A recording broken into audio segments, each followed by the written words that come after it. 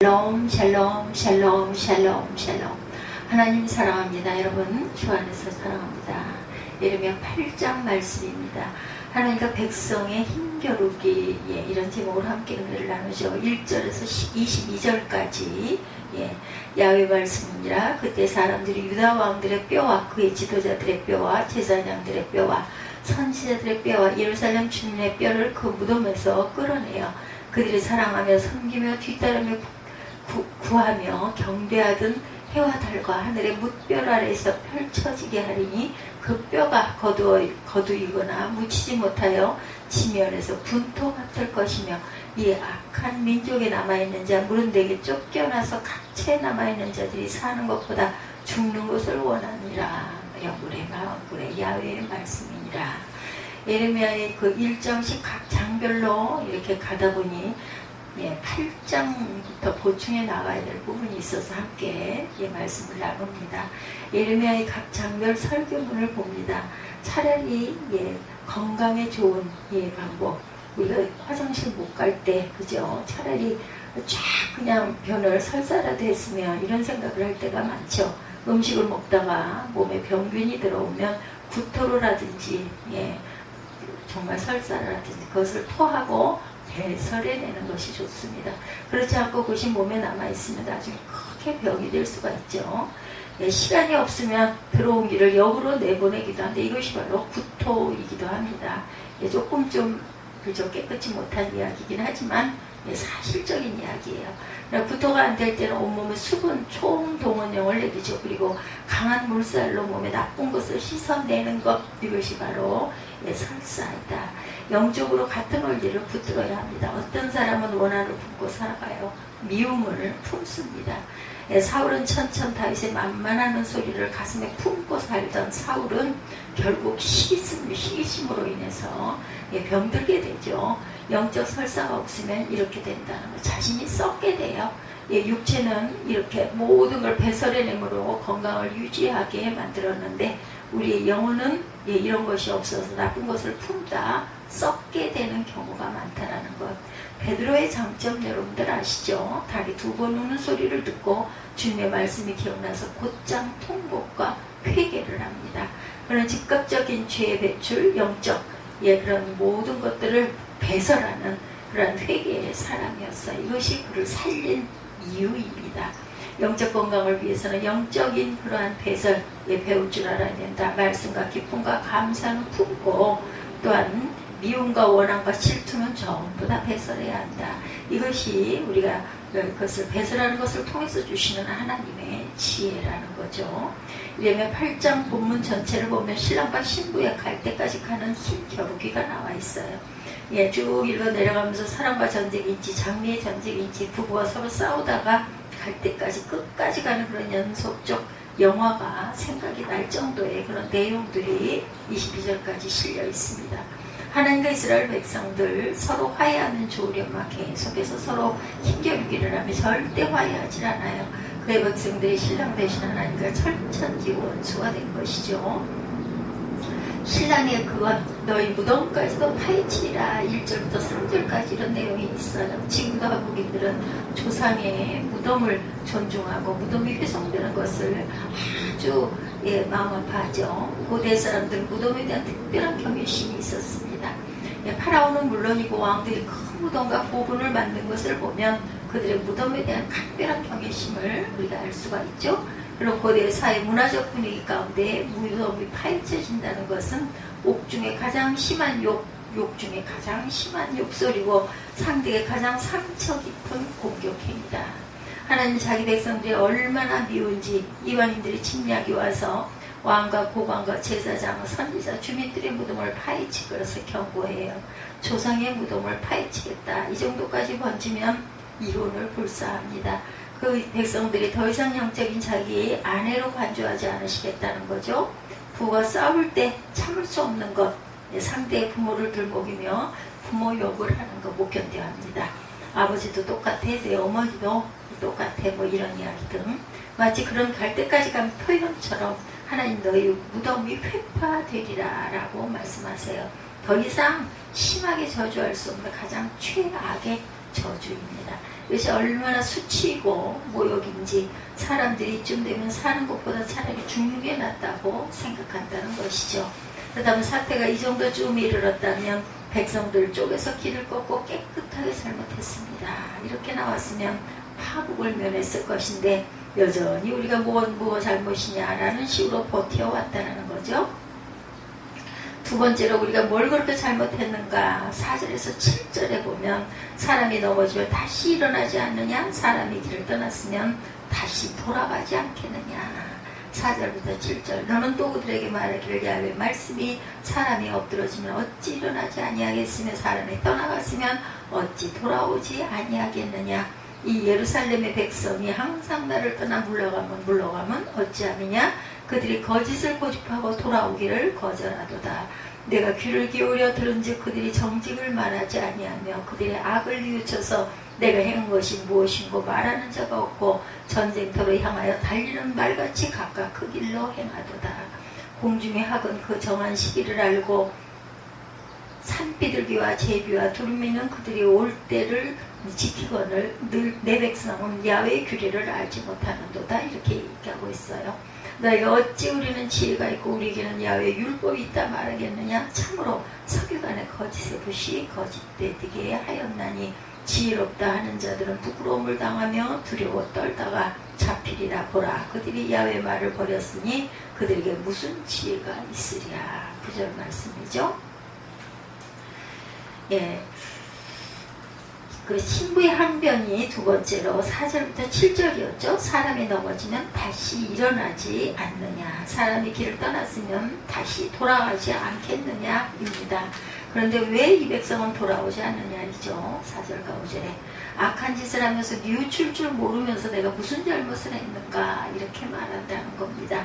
공중의 학은 그 정한 시기를 알고 돌아오고 산비둘기와 제비와 두루미는 그들이 돌아올 때를 지키거늘 내 백성 야훼의 계명을 알지 못하는 자 돌아오지 않는도다. 계명을 지키지 않는구나 이죠. 7절에 세 번째로 너희는 죄를 짓고도 왜 죄를 지은 줄을 모르느냐 하고 8절부터 13절까지 너희는 누구나 돈을 욕심내고 있고 제사장과 예언자까지 모두 거짓을 행하고 있다.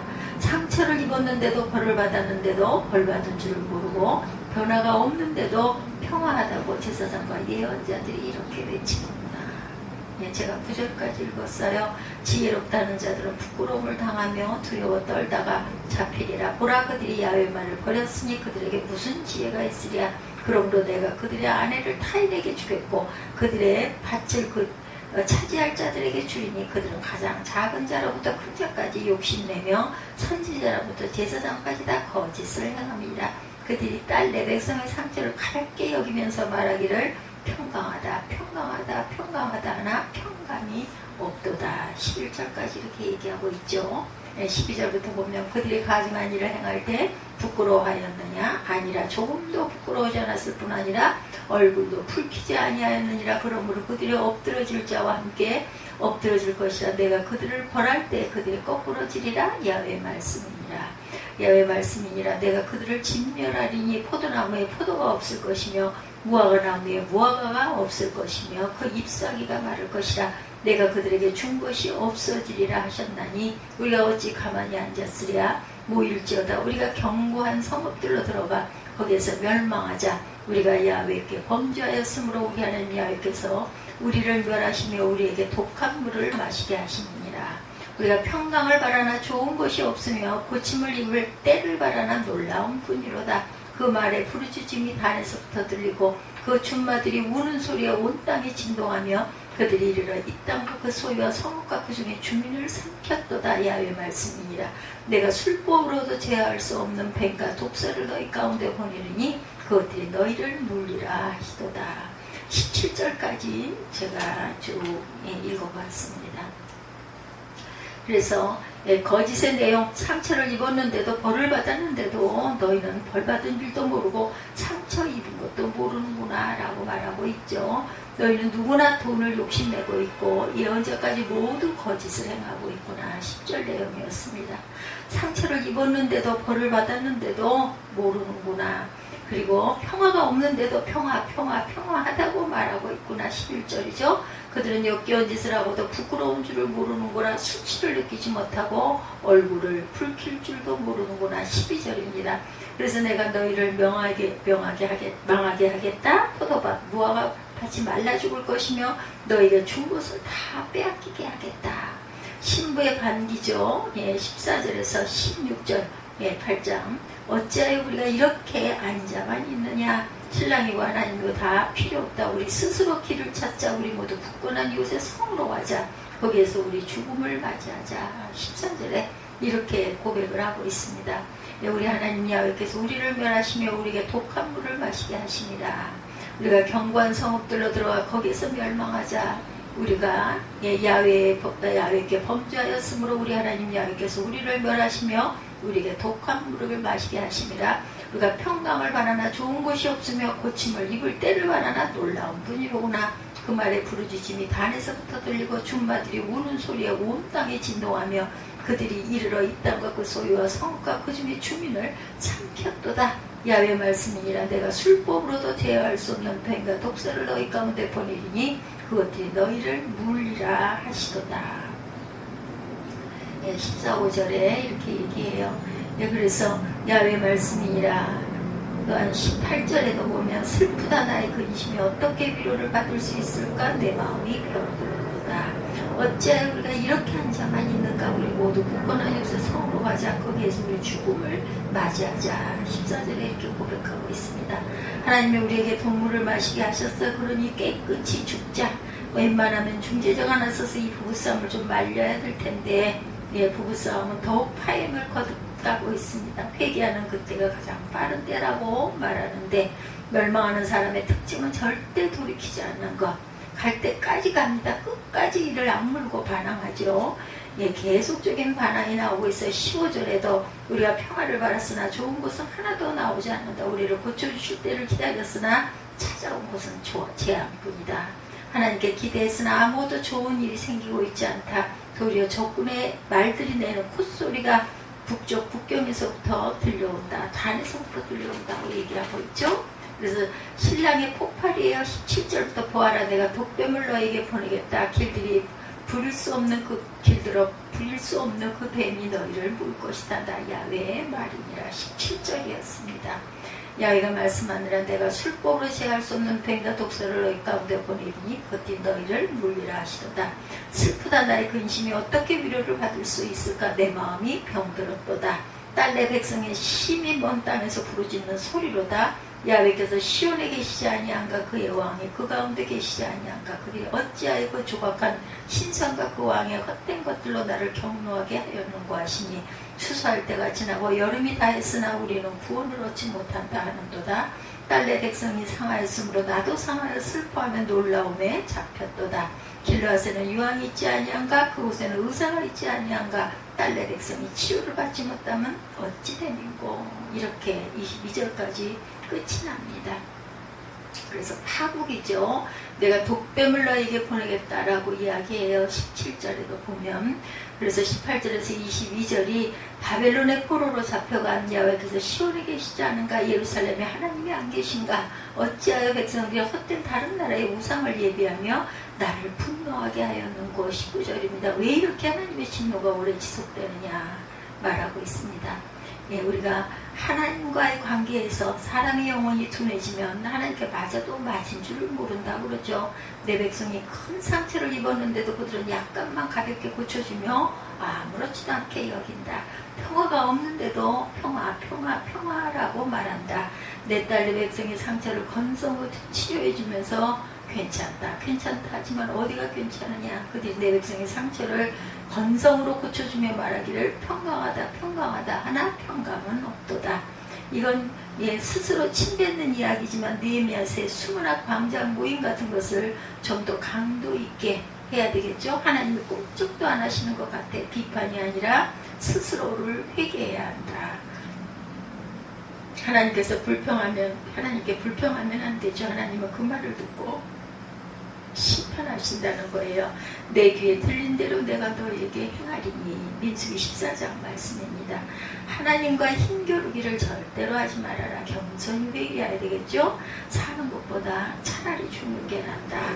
굳건한 요새성으로 가자. 거기서 우리가 죽음을 맞이하자. 우리가 범죄해서 우리에게 동물을 주셨으니 우리가 깨끗하게 마시자.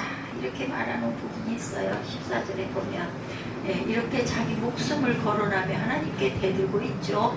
요나서 4장에 요나가 하나님께 대들었을 때는 귀엽게 봐주셨지만 본문 예레미야 12장에서 백성들이 대들지만 하나님은 꿈쩍도 하지 않으신다. 오히려 하나님을 더 화나게 해서 독뱀을 보내겠다라고 말하신다는 거예요. 예레미야 12장에.